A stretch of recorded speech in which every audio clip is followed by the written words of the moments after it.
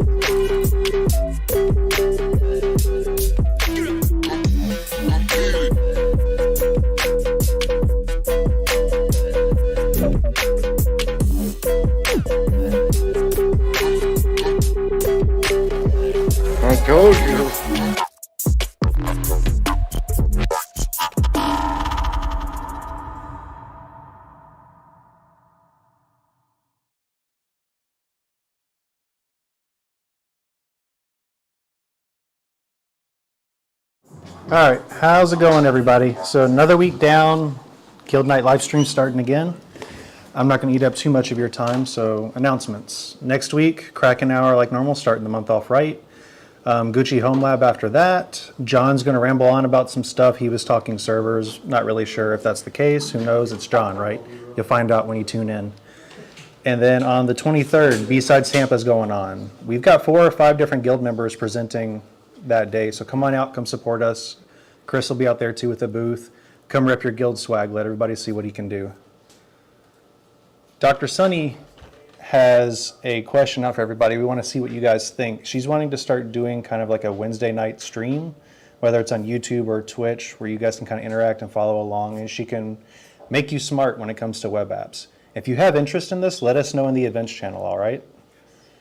And then if you plan to go to Black Hat or DEF CON this year, we've got a channel for it set up full of all kinds of chaos. If you're going, let us know. We'll get you added in. And that way you're not going alone. We're all going to go as a group. We'll tear down Vegas. It'll be fun. And last but not least, let us know what you guys want to see, what you want to hear. We're coming up with content. We're doing what's fun to us. We're working with what we got here, people. If there's something you want to see or something you want to present, let us know. If you've got a friend or you know somebody that has something really cool they should share with the world or with us, bring them in, put us into contact. We'd love to have their content up here and give people that podium to present it, you know? And then on to our speaker tonight.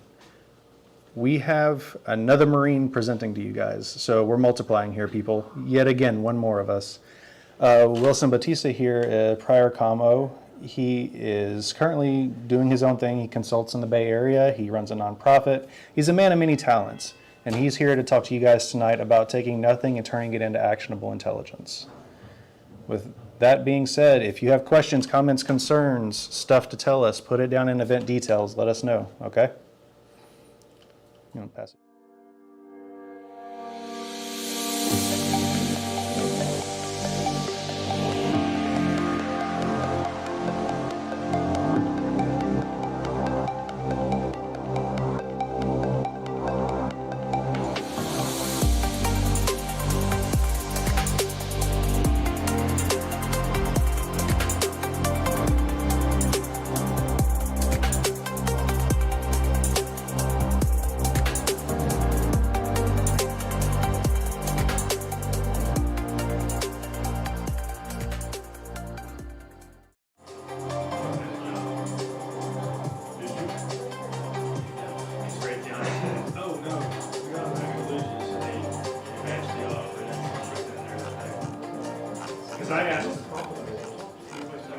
Go ahead. Hey, good evening, everybody. My name is Wilson Bautista. Very happy to be here. Thanks, Trey, Chris, having me, John, and everybody over there. This will be my first time talking to the Neon Temple. So, yeah, really appreciate it. And sorry I couldn't be there this evening. Some family things came up, kids, things happened. So, yeah, let's go ahead and get into it. I'm going to go ahead and share my screen. Just let me know if you can see it. Yeah, let's go ahead and get into it. You see my screen okay? Yeah, we're good? Just let me Yeah, we can see. We're getting an echo. Do you have the audio on behind you? I do not. Real quick, let me just check my audio settings. Yeah, we can see. We're getting an echo. I do not. The audio on behind you? I do not. Are you still getting the echo? Okay. All right, sounds good. All right, so yeah, so I really wanted to have a conversation about how we could do things a little bit better in cybersecurity, information security. So one of the things I've been working on for several years is how do we turn information or data from different tools and from different sources into actual intelligence. But before I get into there, let me just kind of introduce myself a little bit and who I am. So you know that I'm Wilson Bautista, and I spent a good amount of my time in the Marine Corps. I spent 13 years active duty where I was enlisted, and then I commissioned to be an officer in the Marines, and I was a communications officer or signals officer if you're the Army type, and I learned a lot about IT. And then I had to get out of the service, and I found myself in a role helping out headquarters Marine Corps do audits for all the Southeast bases for the command cybersecurity readiness inspections. So I was responsible for looking at all of the Windows configurations. I used the security technical implementation guides for all the Windows stuff. Used to do physical penetration testing, so that was a lot of fun. And then I was an analyst for a big company called ABB. They're a global company. And I worked my way up from being an analyst to project manager to a portfolio manager, where I had like 4 or 5 global services under me. And then I came down here to St. Petersburg because I wanted to make sure that my wife was happy, and we moved back home to Florida after 17 years. So yeah, and now I own my own consulting firm, and so I do cybersecurity stuff and helping folks with governance, risk, and compliance. So that is a little bit backstory on me. So a lot of the way that I think is really driven on my experiences in the military, albeit when I was enlisted, I was a musician, and then when I was an officer, I was doing IT. So there's a lot of things that are probably a little bit strange in the way that I think about IT, because as a creative, I look at things quite differently than somebody that looks at, if a 1's a 1, a 0 is a 0, that's it. So I like to look at problems from many different angles. So just bear with me as you look at this. It'll probably be a little bit different than you're used to. But bottom line in the front is that one of the things that I'm trying to figure out, or what I'm trying to do, is to correct ineffective communication. Because one of the things that I hate, especially when I was working in corporate America, is that people just don't talk. This ineffectiveness of communication within these organizations will lead to breaches, and that could be just people talking to each other or systems to talk to each other. So this is what I really want to get at, is that ineffective communication within organizations lead to breaches. So what I want from all of you to learn from this is to think differently and approach problems creatively. I say that because you say somebody that there's an apple. Well, apples can be green. Apples can be Fuji apples. Apples could be granny green apples or whatever. You have different apples, but the thing is that you still have an apple, right? Cybersecurity is still cybersecurity, and as long as you're protecting your organization, it doesn't matter what it is or how you do it. You just have to get there and protect your organization in the best you can. So, like I said, when I talk about information, I'm thinking about everything from a very strategic standpoint. After being in the global position of looking at things from a very high level, enterprise level, I found that a lot of people, even within my own team, weren't talking to each other. So like related services such as vulnerability management and configuration management should be sharing data with maybe the incident response team, or we should be kind of gelling information together so we can make better decisions. And I try to break things down as simple as I can, and the military does this pretty well, is that you have these things called commander critical information requirements. What do I need to make decisions? What do my bosses need to make decisions? And what do my bosses' bosses need to make decisions? And we'll get into this a little bit more. And then friendly forces information requirements. What are our capabilities? What are our limitations? What are our strengths? What are our weaknesses? How how am I impacting, how is my team, how I'm impacting, how are other teams within my same section impacting the organization. And then priority intelligence requirements is how do I see the enemy? And the enemy could be different, right? It could be like the enemy as we see like nation states, the adversary, or it could be something internal, like how do I get this information to my bosses who are kind of blocking what decision needs to be made. And then the last one, not really applicable here, but this is just to provide context in the way that I look at things, and to show you that this is not all crazy talk. It's, you know, there's a little bit of structure into what I'm saying. So the thing that I always try to stress to not only senior leaders, but also to junior leaders is that the usefulness of the data from disparate sources of information are constrained by the quality and completeness of it. And if this is the case, then the true security posture and the risk of the organization cannot be effectively planned for and acted upon, right? So one of the organizations that I worked with had a lot of problems with understanding their software inventory, their hardware inventory. And you had all of these different teams that are scanning based off of like incomplete data. And people are making decisions based off of incomplete data.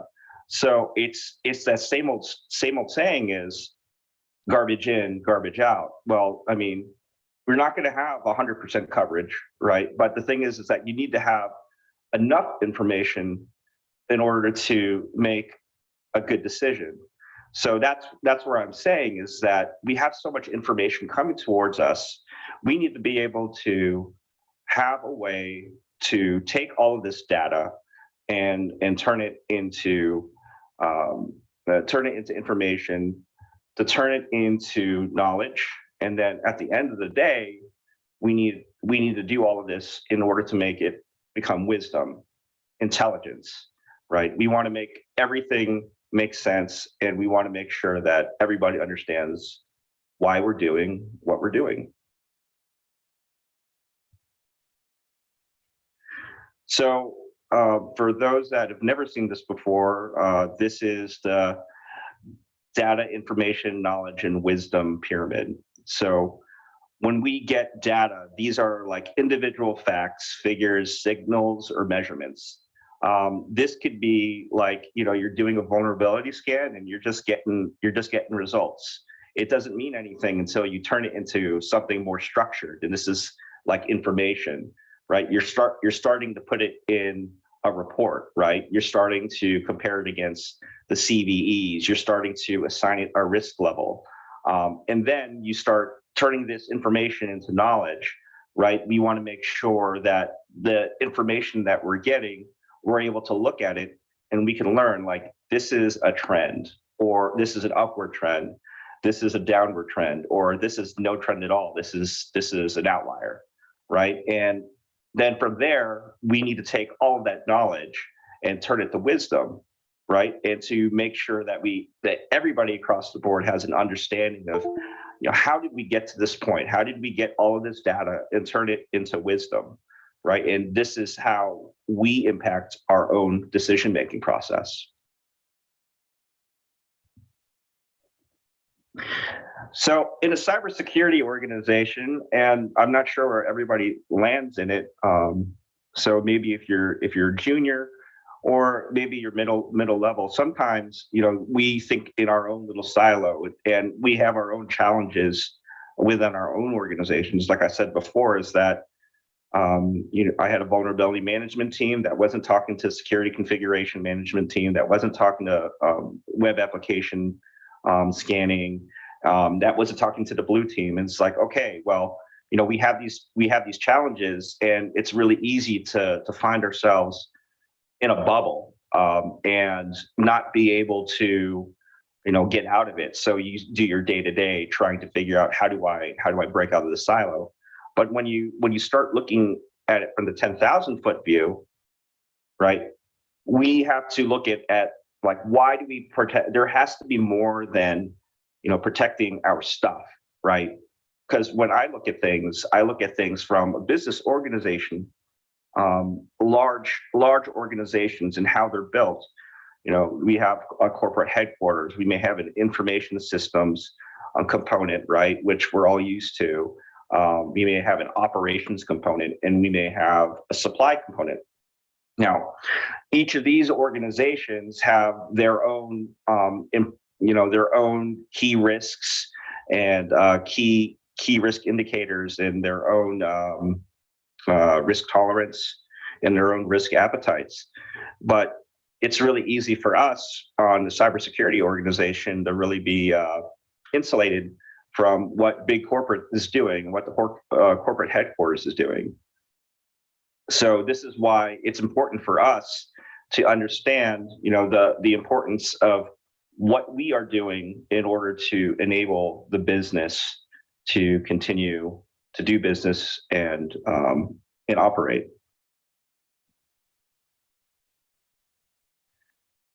So a lot of what I think about communication is that in the Marine Corps we had this term called commander's intent, right? And a lot of what we are taught about is, you have to make decisions, and the boss gives you decisions. Delegates decision-making authority to you based off of your current orbit of responsibilities, right? So if the boss says take the hill, he's not going to micromanage you to say, okay, at this second you're going to do this, Johnny's going to do that, Julie's going to do this, and we're all going to take the hill together.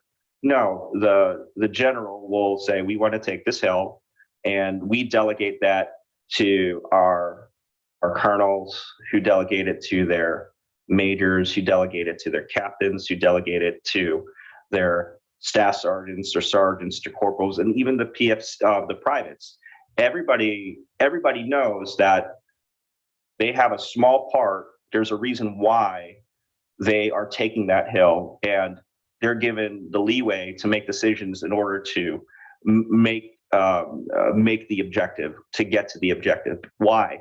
Why is that? It's because if something happens to the general, like for instance, the general, is gone for some reason, or there's a loss of communication, everybody up and down the chain understands the purpose of what they're doing, why it's important, and what elements are being used in order to get to where they need to go. So I think for me is that the top-down communication of the purpose gives parameters for supporting elements to develop to meet objectives. So speaking from like a leadership standpoint, I think that there is a need for us as professionals to speak to our audiences to get things done. Without understanding the bigger picture, we can't expect to understand how little things end up become bigger things. So it's not just the fact that our job is to protect the organization.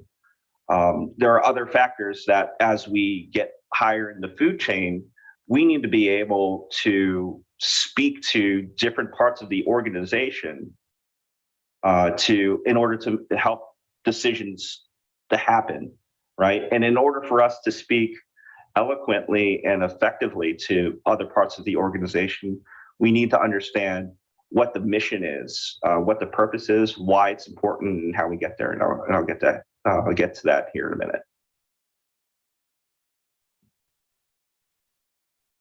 So I talked a little bit about commander's intent, and so I kind of changed it around. Sorry, it's kind of cheesy, but leadership intent.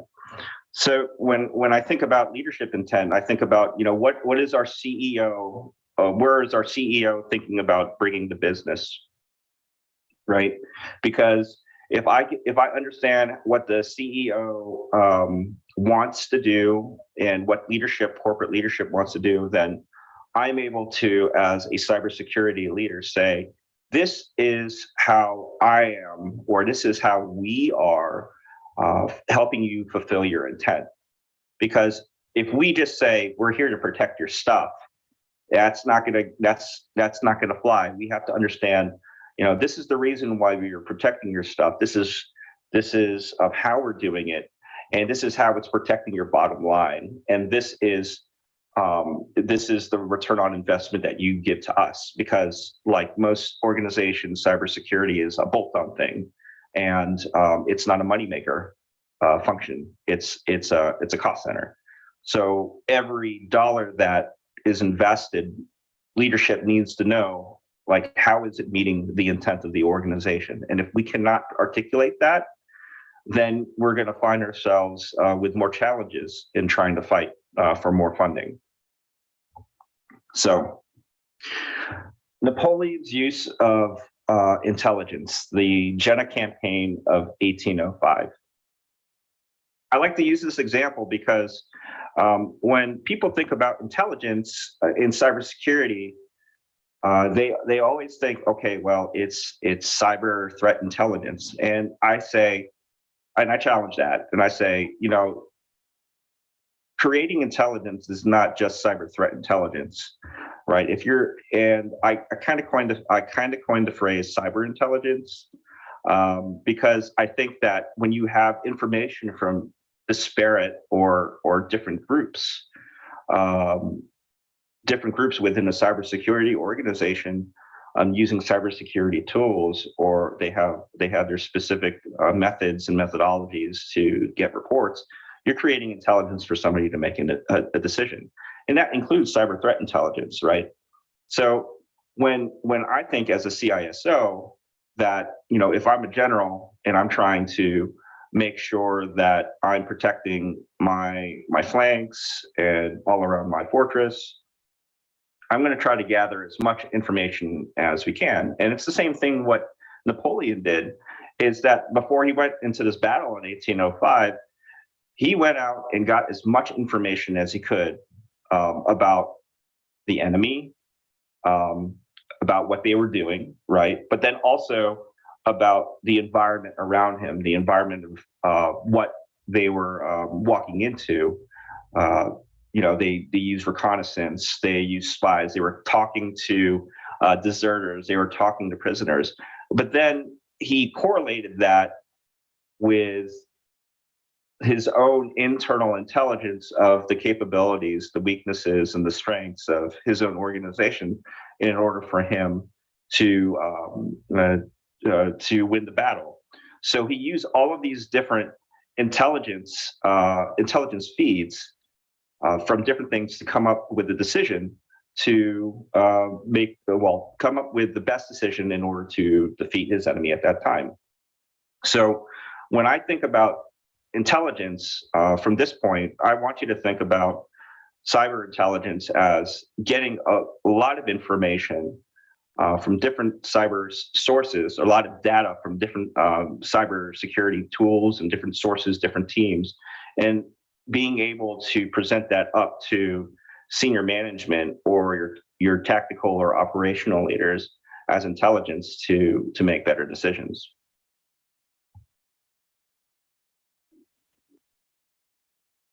So, okay, here we go. Internal and external intelligence impact decisions strategically, tactically, and operationally.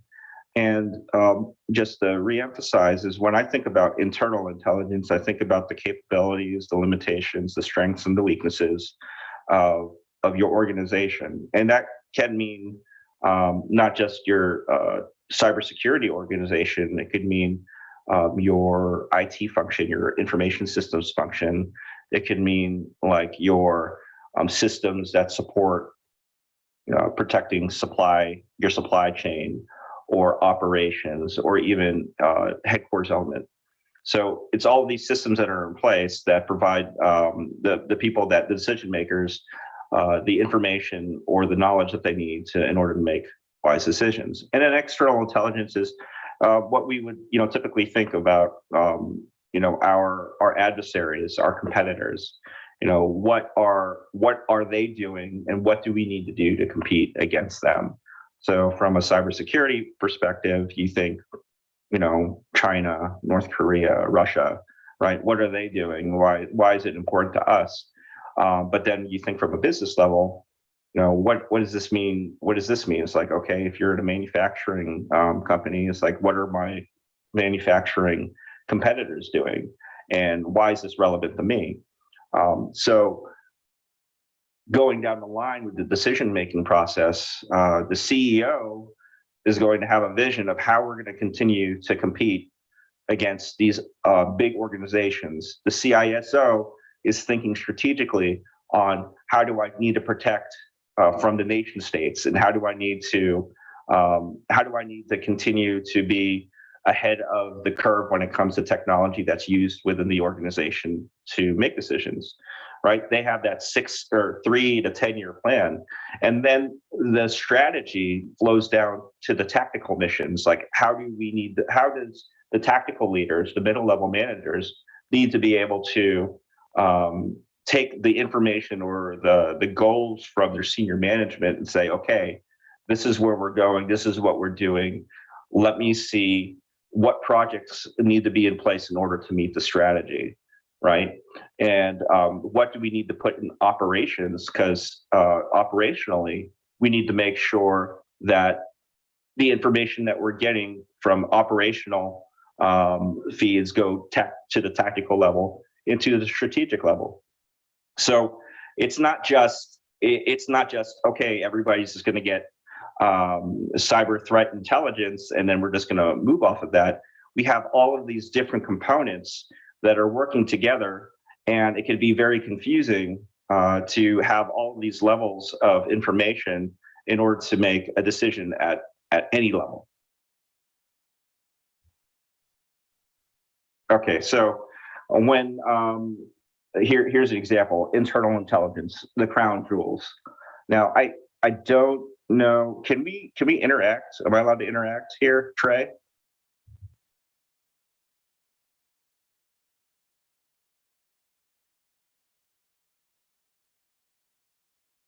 Yeah, yeah. So, like, can someone tell me what a crown jewel is?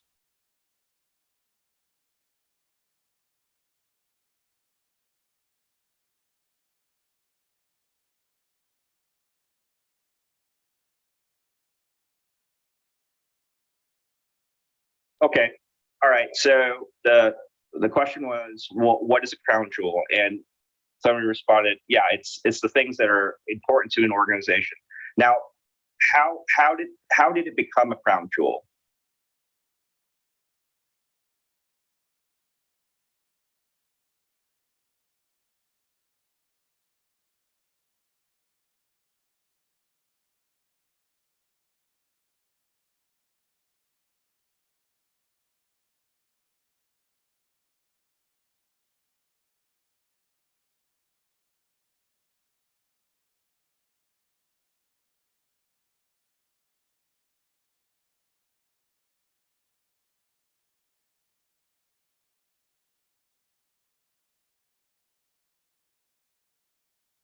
So I so let me just kind of interject here, because I hear a lot of probably myself talking in the background because it's going on in YouTube.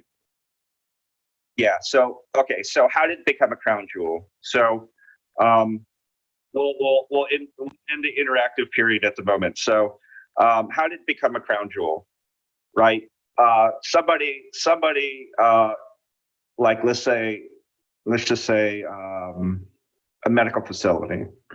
Their crown jewels would probably be any of their databases that have personal health information on it of their patients, right?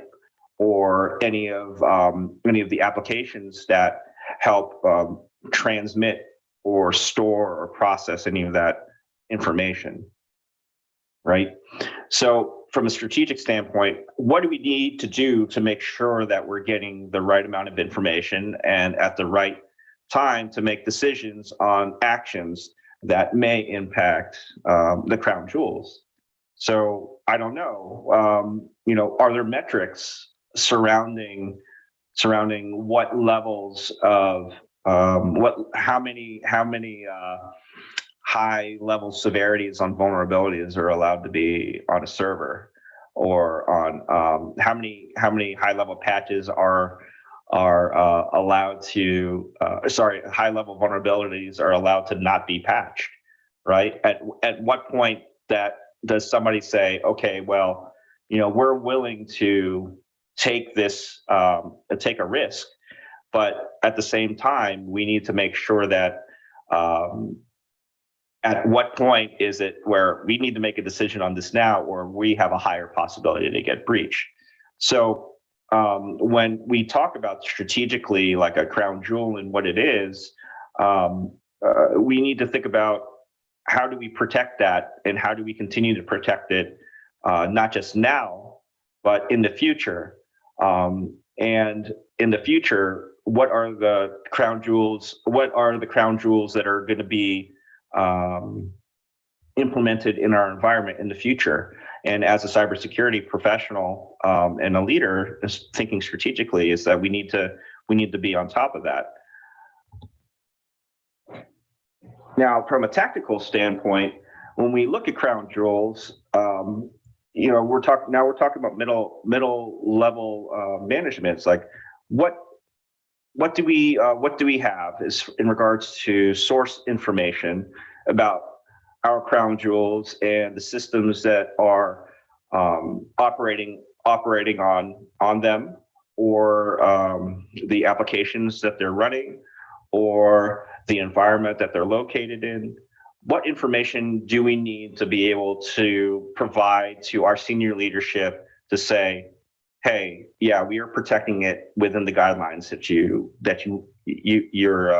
dictating to us.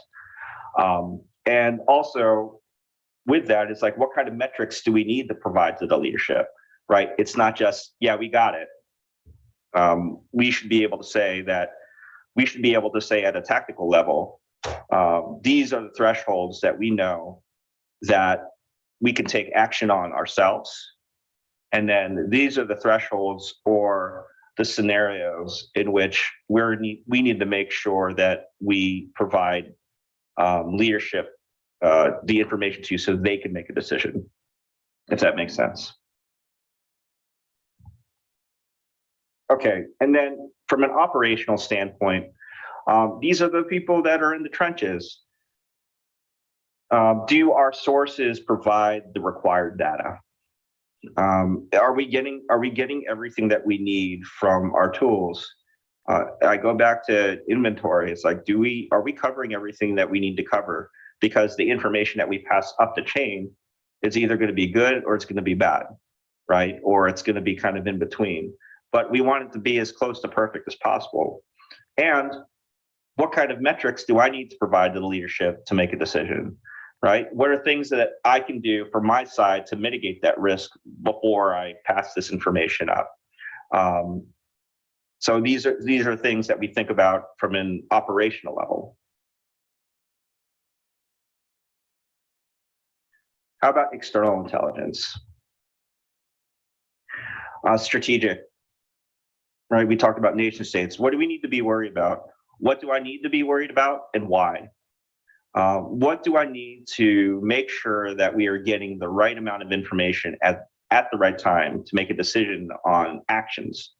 So, yeah, I know this is very broad and very general, but when we think about these things, we want to make sure that our teams understand what we're looking at from a strategic standpoint, so they could better inform us, so we could make better decisions. And this flows down, tactically, and it's the same thing. Do we have the source information that we need? Do we have the feeds from our external sources, or do we understand what we look like on the outside? What are the things that our leadership is worried about? What do I need to provide them in regards to metrics? And then, is there a threshold or risk appetite tolerance that I can take action on myself before I provide this information to leadership? And then the same thing with operational. when we're looking at different sources, are we giving them quality data? Are the sources that we're getting our data from, are they good enough? Are they quality, or are they complete? What kind of metrics does my leadership need to make, or sorry, what kind of metrics do I need to provide my leadership to make a decision? And then again, is there a threshold risk appetite tolerance that I can take action on myself before I provide this information to leadership?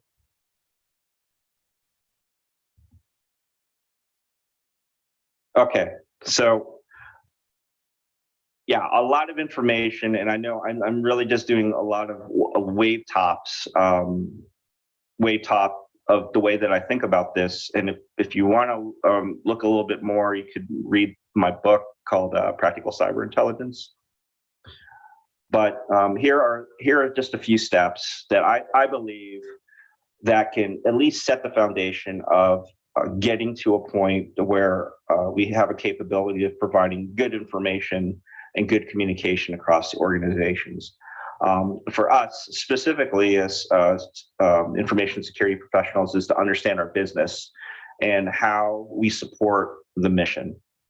Right. That's and coming from somebody that's been in those leadership positions and having to talk to senior leaders, they need to make decisions very quickly, and some of them want a lot of information, but just understanding how the information that you provide, the knowledge that you provide to them in the manner which they expect it, and be able to relate it to how it impacts your business, and how it supports the mission, will really help improve communication lines and get you to where you need to go.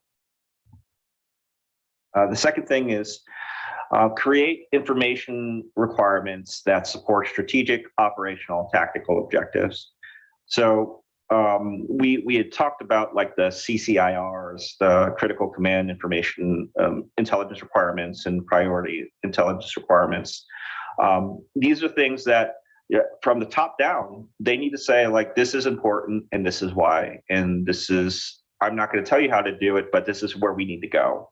We need to have a clear target of this is what we need to do, and I'm going to leave it to you to figure out how to do that. And that should flow down from not just the strategic to operational, but from operational to tactical in regards to how the objectives can be met. This, again, goes down to leadership intent.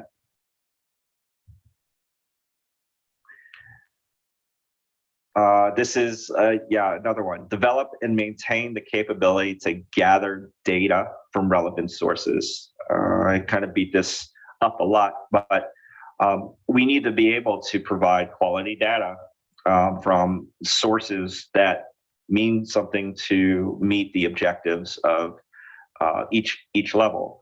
So you have to develop and maintain this capability in order to be able to provide the decision makers at any level the quality of information that they need to make a decision. And then it's the same thing with information, right? Develop and maintain the capability to create meaningful information from the data, right? So we have to be able to take this data and turn it into something that makes sense, right? And we need to do it consistently, and we need it to make sense to not just the teams that have it, but also the teams that need to make decisions based on that information. And I think this is the last one. Develop and maintain the capability to document knowledge in support of decision-making objectives. So, like, if we have all of these, we have a lot of data and we have a lot of information, but we create some knowledge and we don't document it anywhere, we don't keep it for posterity, then we're not able to create wisdom for the organization and for your teams, and lessons learned. Everybody understands lessons learned. And then finally, with wisdom, is to make, communicate, and execute decisions according to the intelligence and the knowledge that you received from all the previous steps. So Okay. That's all I have. Any questions?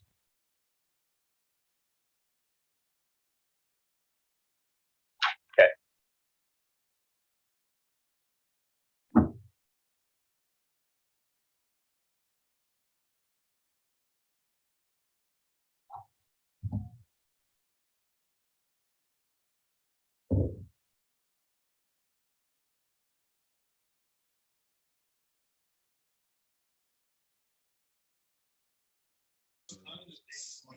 You guys hear me now?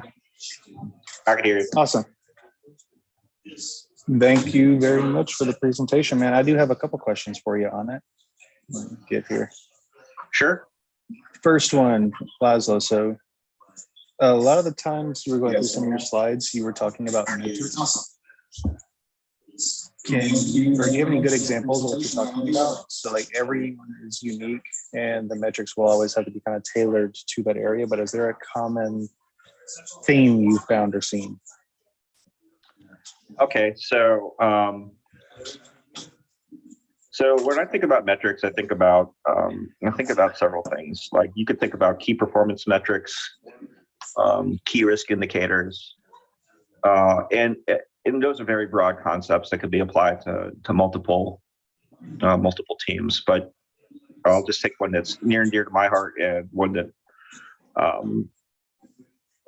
that I think that a lot of people may understand a little bit better is that, for instance, your metric is, I want to ensure the average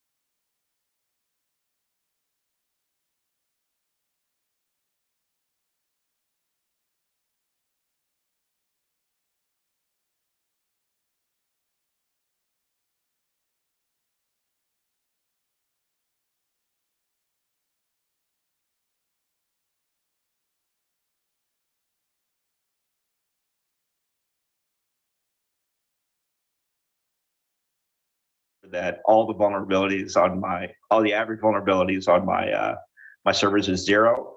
Well, that's not a realistic metric, right? Because we know that there's 0 days, there's always something, right? There's always some flaw.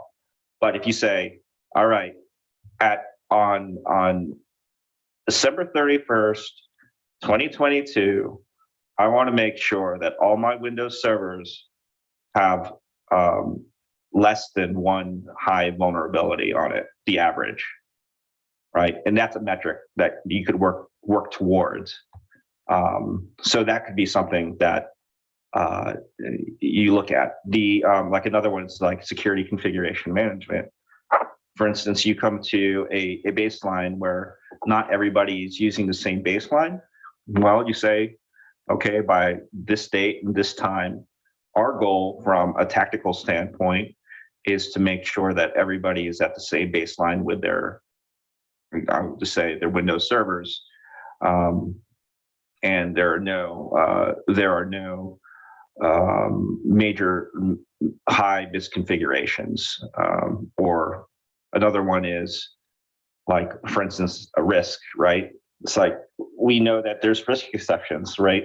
And people have a nice habit of saying, well, I'm just going to accept the risk, right? I'm just going to write a risk exception and I'm just going to continue doing that because, whatever. At what point does the leadership get involved to where they say, okay, well, this particular application has over 200 risk exceptions, right? Is that acceptable, right? At what point do we raise the flag and say, hey, this is not right, right? So you could say, it's like, okay, if this is a crown jewel application, there should be no more than 10 to 15 risk exceptions that have been approved by the CIO or whatever. With that, how have you found, or I guess what's been the key for you to breaking through that barrier, I guess?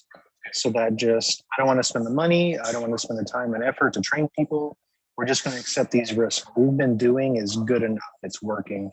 It's accepted and move on. What have you found that's been the most helpful to kind of break through that? Are you talking and breakthrough from a business perspective or from like an IT perspective? Who am I talking to? to that CIO or to the manager in general, a team lead, whoever, just from that perspective of we need to fix these things, we can no longer accept it as a risk. And you Okay. find or interact with people that's really all they want to do.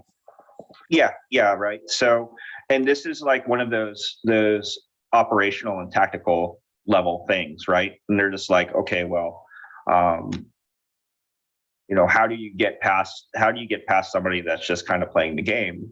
Well, as a senior leader, we have to look from a strategic standpoint of let me just talk from a strategic level. If I know that if this is an issue that people are just taking risk exceptions, then I need myself to gather my resources and gather colleagues at the same level and change the rules, right? That's a very easy answer to say, yeah, we're just going to change the rules. But the main thing is that what we run into the day to day is like, how do you influence somebody that they need to change change their ways or change their habits? Well, part of it is you could tell their boss, right? This is going to happen. But that's usually not the way to go. But also it's just like getting people to help influence that decision maker to say, this is what's best for the organization. And this is why, right? For example, we had talked about, like, let's just say that application that person is just kind of pushing back on is a crown jewel, right? If you have a good relationship with that manager and you're able to say, hey, listen, we understand that, you don't want, you want to do these risk exceptions and, that's all fine, but listen, this is an application that handles some serious financial data for the company, and right now at the current rate right now, you have 200 vulnerabilities that really need to be addressed. And the thing is that we work in I don't know, the electrical or financial sector. And we're seeing that this particular vulnerability is getting exploited. And I don't know about you, but I don't want to be next. And I'm just saying, as a professional to professional, can we please get this done? And sometimes it's those like relationship building and the rapport building with decision makers that will make the difference between you saying, you coming down with the hammer, or you just saying, hey, can we get this crap done? And that's typically how I've done it. I've seen too, and I've found that kind of giving someone the carrot and the stick per se has been a pretty good approach too. We're going around to, look, this is happening, this new ransomware exploit or whatever, and it's knocking down a lot of our competition. They're having issues with it. They're being hit with fines now of X dollars, Y dollars, Z dollars. And that's something that leadership can really conceptualize and respond to. They're going, oh no, I don't want to spend $10,000 to train a guy to do this job. But if we get popped for it, we might be fined 500 or a mil. And they're like, okay, well, the cost is worth it at that point, right? Yeah. And I think that there's a fine line that we need to be able to walk, specifically when we start doing like the boogeyman stuff. I call like the fines or the exploits or whatever. It's just, I think that when you present facts, like, 42% of small businesses are being targeted by hackers. And I think that it's probably important for us to think about, what's important for our company, because we are a small business. And you frame it in a way that it's not like the boogeyman might get you, so you better prepare and spend money. It's, this is in the best interest of the business. Because when you start saying it's like, we need this, we need that, and the boogeyman's going to come, then people kind of tend to turn it off, because we're already like alert fatigued and with the next hack, and yeah, it's just, yeah, those are some of the challenges that I run into.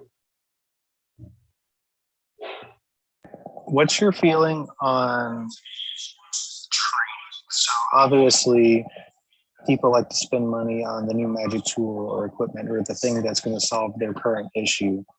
But a lot of people, especially nowadays, which I find really weird still, are afraid to invest in their people because they're afraid they're going to leave. But from most that I've talked to, they leave because you won't invest in them. Has there been any kind of trends you've seen with that on how to get people to start educating their people to help them as opposed to just bringing in a new tool or somebody from the outside? So there's two parts to that: bringing in a new tool and then training people. So I'm a firm believer in investing in your people. But from a business perspective, it's just like, okay, well, I know that the cybersecurity industry is short on people, and people are poaching all the time.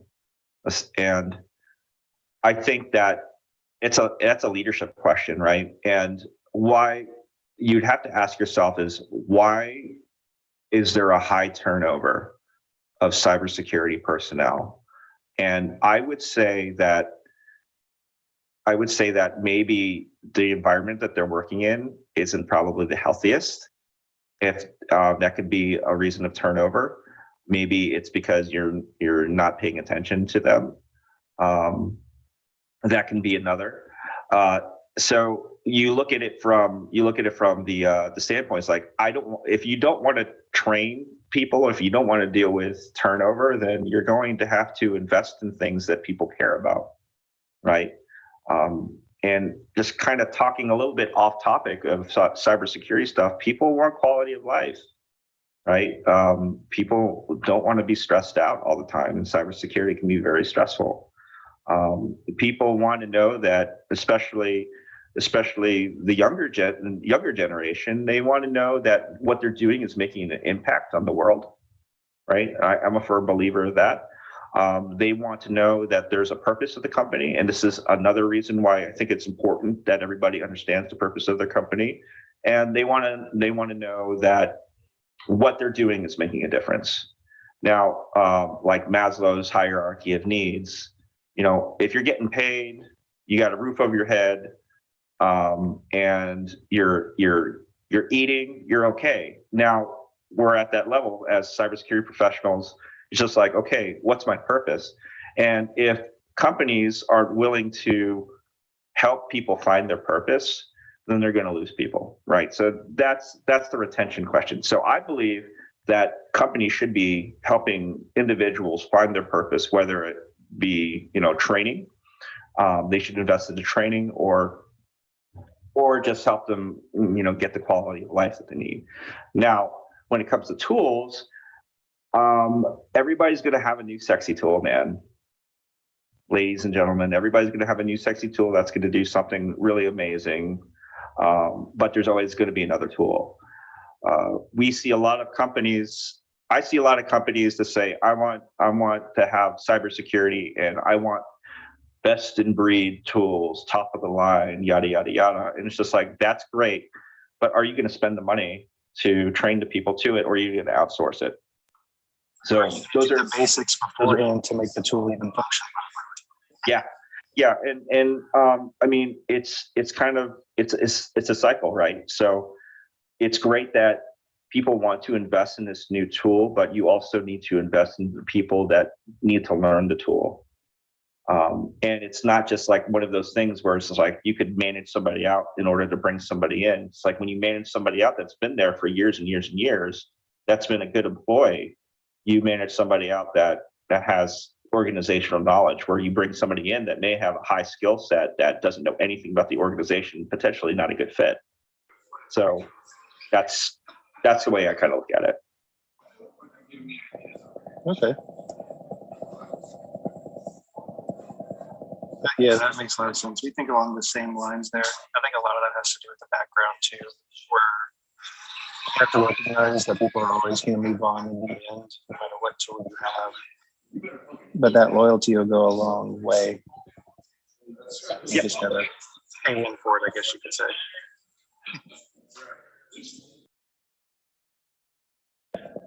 Let's see.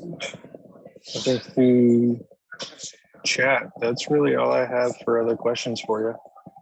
Okay. So I guess for me, so you're a man of many talents with got your hands and a lot of cookie jars too. How's it like? How's it looking in the cybersecurity realm in the Tampa area right now? How do you feel about it as a consultant? Are we up and growing? Are you seeing the winds of change, or is it still a lot of the same going on right now? I think that from my standpoint is that we're continuing to grow. We see a lot of companies that are moving here from different spots of the country, partly because I mean, we're an open state. Also, our employee we don't have state tax and state employment tax, so there's a lot of talent that's coming in. We have the defense sector, right? That's part of McDill. That's continuing to grow, and especially with CENTCOM and SOCOM being here, and cyber becoming one of those asymmetrical warfare tools that we see now in Ukraine and the Ukraine crisis, is that we're going to continue to see that grow in this area more and more, especially with those two major commands that are here. From a private sector side, I think that we are seeing more and more companies. At least I see more companies cyber related that are coming in or establishing their headquarters here. But I think that we're still young in comparison to some of the other cities like Austin that are becoming like the next Silicon Valley of the Texas, and then you have Raleigh, which is they have Research Triangle Park, and they have a lot of things going there. I think we're growing, but not as fast as some of these other cities that have huge tech hubs. Yeah, I'd agree with you there. Well, that's all I've got for you, good sir. Thank you for your time presenting to us up here at the temple. You got any last shout outs or plugs you want to give before we kill the stream? Maybe tell somebody about something new you're working. Yeah, so shout out about my book. You can look at it, Practical Cyber Intelligence. It's on Amazon. It's used by First for some things that they have, specifically with cyber threat intelligence and the F3 EAD model. I also have a podcast, DevSec Lead, that I recorded 2 years ago, but I'm going to start recording this year. So if you want to learn about stuff like that and you like what I have to say, then check it out. Awesome. Well, thanks again for taking the time to talk to us, good sir. We appreciate it. Yeah, great. Thanks for having me. I really appreciate it. Yep. Talk to you tomorrow, good sir. See you. Bye.